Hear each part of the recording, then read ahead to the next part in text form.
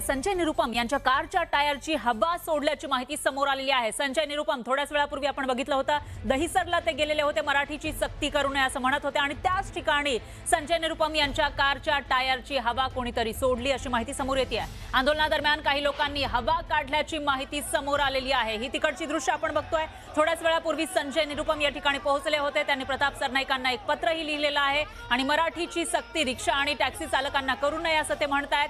त्याच वेळेला काही रिक्षा टॅक्सी चालकांनी त्यांच्या नावाची घोषणाबाजी केलेली होती, त्यांचा जय जयकार केलेला होता। मात्र त्याच वेळेला काही जणांनी त्यांच्या कारच्या टायरची हवा काढली।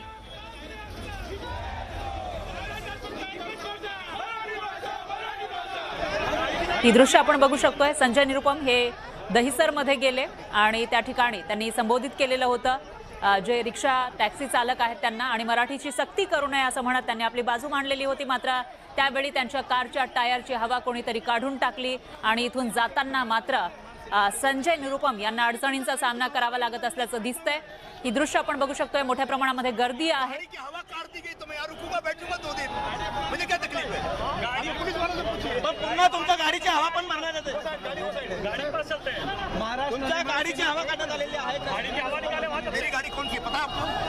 जबरदस्ती पुलिस सर डबल पाए तुमच्या गाड़ी सर मैं क्या बोल रहा हूँ, जिस तरह से मन से विरोध भाई ये तो अपनी राजनीति चमकाने के लिए लोग हैं।